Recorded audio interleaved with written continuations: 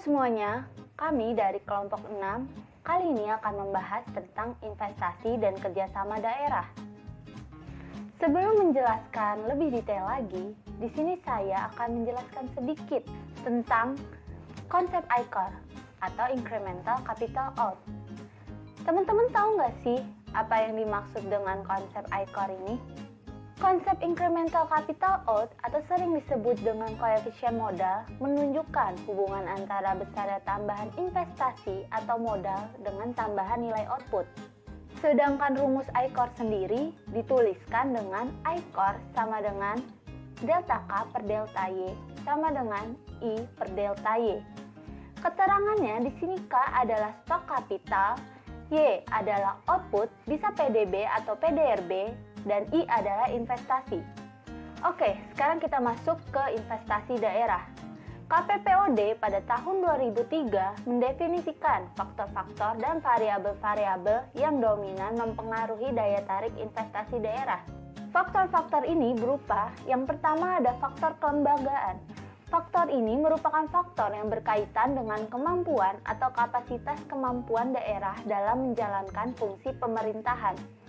Variabelnya, yang pertama ada variabel kepastian hukum dan penegakan hukum, yang kedua variabel aparatur dan pelayanan, dan yang ketiga ada variabel kebijakan daerah atau peraturan daerah, dan keempat adalah variabel keuangan daerah. Selanjutnya faktor sosial politik. Faktor ini berkaitan dengan hubungan sosial politik antar elemen-elemen masyarakat, pemerintah, dan bisnis. Variabelnya itu antara lain yang pertama ada variabel keamanan, yang kedua ada variabel sosial politik, dan yang ketiga adalah variabel budaya masyarakat. Faktor ketiga adalah faktor ekonomi daerah. Faktor ini berkaitan dengan keunggulan-keunggulan komparatif dan kompetitif atau comparative and competitive advantage. Variabelnya berupa, yang pertama ada variabel potensi ekonomi, yang kedua ada variabel struktur ekonomi. Faktor keempat ada faktor tenaga kerja dan produktivitas. Faktor ini berkaitan dengan sumber daya manusia atau SDM. Variabelnya antara lain, yang pertama ada variabel ketersediaan tenaga kerja, yang kedua variabel biaya tenaga kerja, dan yang ketiga variabel produktivitas tenaga kerja. Dan faktor terakhir itu adalah infrastruktur fisik. Ketersediaan infrastruktur fisik ini yang mendukung investor akan menentukan besarnya biaya investasi awal. Variabelnya berupa, yang pertama ada variabel ketersediaan infrastruktur fisik, dan yang kedua adalah kualitas dan akses terhadap infrastruktur fisik. Baiklah, jadi di sini saya akan melanjutkan materi yang berikutnya, di mana di sini saya akan membahas tentang model pertumbuhan Hardomar. Dalam hal ini, model pertumbuhan Hardomar mengasumsikan bahwa terdapat hubungan langsung antara investasi dengan output. Hubungan antara stok kapital dan output kita sebut dengan capital output ratio. Semakin tinggi core berarti perekonomian suatu negara relatif tidak efisien karena untuk sejumlah output tertentu dibutuhkan investasi yang relatif besar. Jadi jika core kita simpulkan dengan K, kita asumsikan bahwa rasio tabungan S yang menunjukkan besarnya bagian pendapatan yang ditabung dan total investasi baru ditentukan oleh besarnya tabungan, maka dapat kita buat model sederhananya sebagai berikut ini. Yang pertama adalah besarnya tabungan S merupakan proporsi sebesar tertentu S dari pendapatan Y. Jadi nilai S antara 0 dan 1 sering disebut dengan kecenderungan mengkonsumsi atau marginal propensity to save yang ditunjukkan oleh persamaan seperti S sama dengan SY. Kemudian yang kedua, investasi I didefinisikan sebagai perubahan stok kapital K yang disimbolkan delta K sehingga mendapatkan persamaan I sama dengan delta K. Total stok kapital K akan berkaitan langsung dengan kemampuan memproduksi output Y seperti yang ditunjukkan oleh capital output ratio atau core berikut ini, di mana K sama dengan K per Y atau dalam bentuk perubahan K sama dengan delta K per delta Y.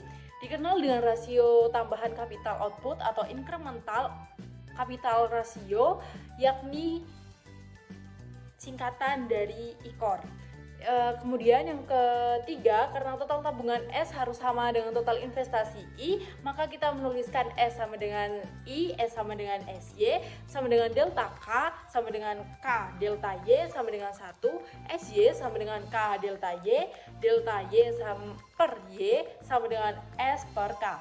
Dari modal yang sederhana tadi, dapat dilihat bahwa pertumbuhan ekonomi output delta Y per Y tergantung dari rasio marginal propensity to save dan ICOR, sehingga kita mendapatkan persamaan lagi, yakni delta Y per Y sama dengan S per K, G sama dengan S per I per delta Y, S sama dengan I sama dengan S per G delta Y.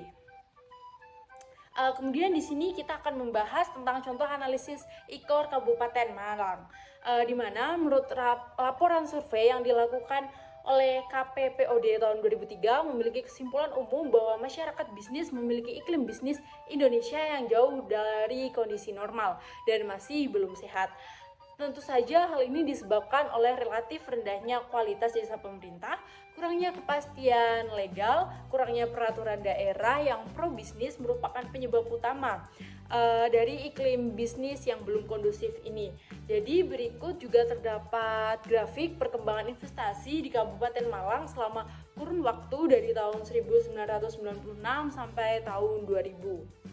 Kemudian di sini terdapat tabel ICOR Kabupaten Malang tahun 1996 sampai 2000 dan tabel data investasi Kabupaten Malang menurut sektor dari tahun 1996 sampai 2000.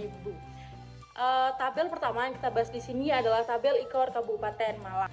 Dengan menggunakan prediksi PDRB, metode analisis tren di atas pertumbuhan ekonomi Kabupaten Malang pada tahun 2004 ini diprediksi akan tumbuh sekitar 1,19%. Rata-rata rasio tambahan kapital dan output atau incremental output capital output rasio ICOR selama tahun 1996 sampai tahun 2000 adalah sebesar 15,67.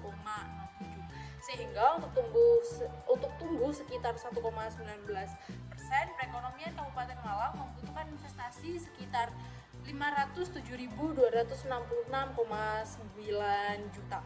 Jika Kabupaten Malang menginginkan pertumbuhan yang lebih tinggi, maka tentu saja untuk membutuhkan investasi yang lebih tinggi pula. Kemudian di sini terdapat tabel investasi Kabupaten Malang menurut sektor dari tahun 1996 sampai 2000, di mana kita dapat menarik kesimpulan bahwa baik investasi domestik maupun luar negeri melalui penanaman modal dalam negeri atau PMDN maupun penanaman modal asing atau PMA di Kabupaten Malang. Pemerintah daerah harus memperhatikan faktor-faktor yang mempengaruhi ekspektasi investor. Baiklah, di sini saya akan menjelaskan mengenai kerjasama antar daerah atau yang disebut dengan interregional income theory. Di sini, pengaruh dari perkembangan ekonomi suatu daerah tidak hanya terbatas pada wilayah tertentu, tapi juga di daerah sekitarnya. Analisis pengaruh antar wilayah ini sangat diperlukan. Di sini terdapat Mazler yang mencoba menerangkan bagaimana peningkatan pendapatan di satu wilayah, misal tambahan pengeluaran pemerintah, akan berpengaruh pada peningkatan pendapatan wilayah lainnya.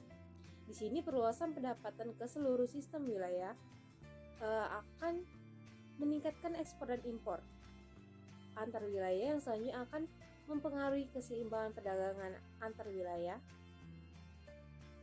sebagian besar atau bahkan seluruh wilayah tersebut. Sampai seberapa jauh keseimbangan perdagangan tersebut akan sangat tergantung pada ukuran angka penggandaan antar wilayah atau yang di sini yang disebut interregional multiplier.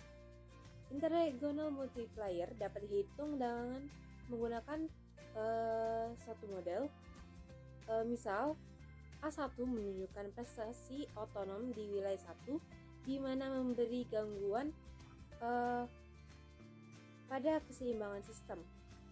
Hal ini akan menyebabkan peningkatan tingkat pendapatan di wilayah 1 di mana diindikasikan dalam persamaan Y1 sama dengan S1 dikali Y1 dikurang M1 dikali Y1 ditambah M12 dikali Y2 ditambah M13 dikali Y3 dan ditambahkan dengan A1.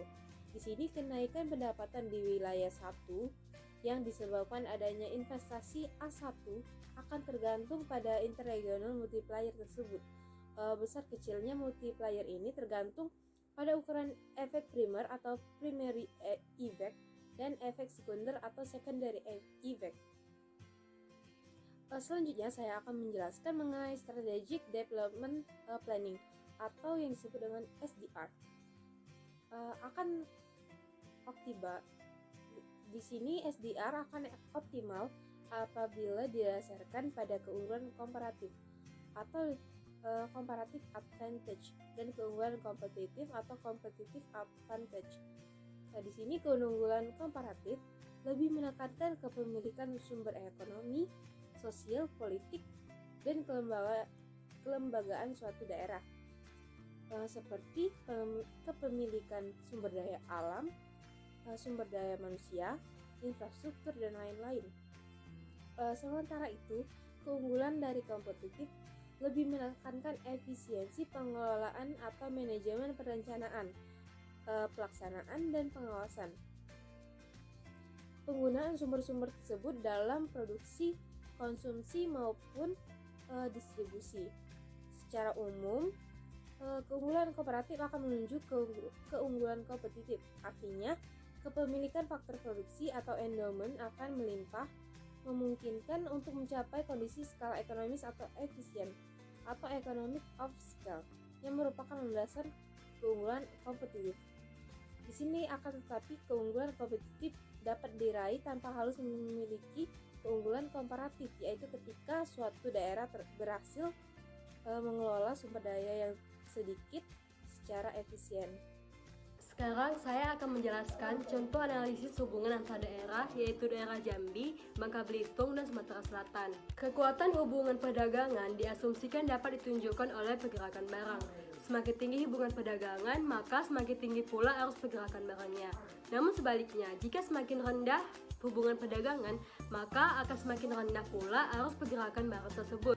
Tujuan analisis pergerakan barang ini adalah untuk memberikan deskripsi potensi kerjasama antar provinsi. Mari kita lihat diagram perdagangan antar daerah dan luar kelompok.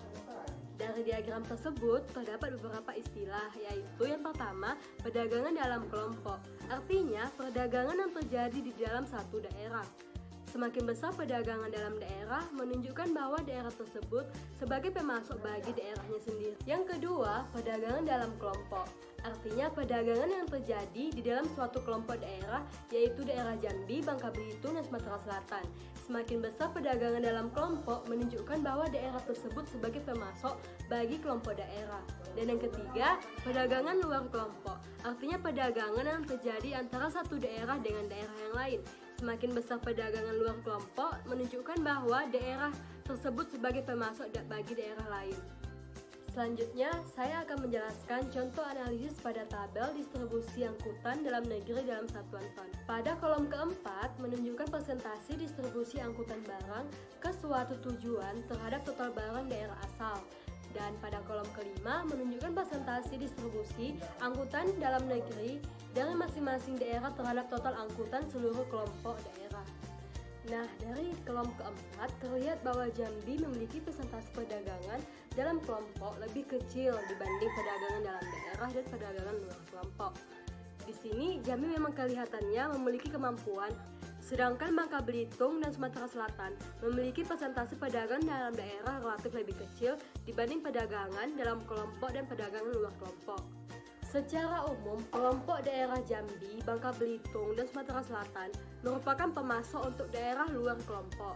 Hal ini terlihat dari presentasi aliran barang asal masing-masing daerah kelompok ke luar daerah yang memiliki angka relatif lebih besar, yaitu Jambi keluar daerah sebesar 93,32%, Bangka Belitung keluar daerah sebesar 89%, dan Sumatera Selatan keluar daerah sebesar 85,27%. Dalam kerjasama distribusi angkutan perdagangan keluar daerah dipengaruhi oleh pelaku perdagangan dan pemerintah daerah. Untuk mengetahui apakah suatu daerah memiliki spesialisasi sebagai pengekspor atau pengimpor suatu jenis komoditi, maka indeks spesialisasi atau ISP dapat kita gunakan. Indeks spesialisasi tersebut kita rumuskan sebagai berikut. ISP IJ sama dengan XIJ dikurang MIJ dibagi dengan XIJ ditambah MIJ, yang dimana X adalah ekspor, M adalah impor, I adalah jenis komoditi, dan J adalah daerah atau provinsi. ISP memiliki nilai min 1 dan 1. ISP sebesar min 1 artinya suatu daerah yang importir, dan ISP sebesar 1 artinya daerah tersebut merupakan eksportir. Selanjutnya, saya akan membahas tabel indeks spesialisasi aliran barang. Provinsi Jambi memiliki importir murni pada komoditi kimia dan memiliki spesialisasi ekspor pada kehutanan.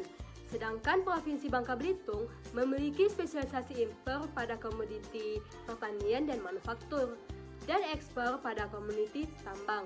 Kemudian hampir seluruh komoditi di Provinsi Sumatera Selatan memiliki spesialisasi ekspor kecuali komoditas pertanian. Kolom terakhir pada tabel menunjukkan ISP dari masing-masing daerah, di mana terlihat bahwa Provinsi Jambi dan Bangka Belitung memiliki ISP negatif dan Sumatera Selatan positif. Artinya Provinsi Jambi dan Bangka Belitung relatif lebih memiliki spesialisasi impor, sedangkan Sumatera Selatan relatif lebih memiliki spesialisasi ekspor.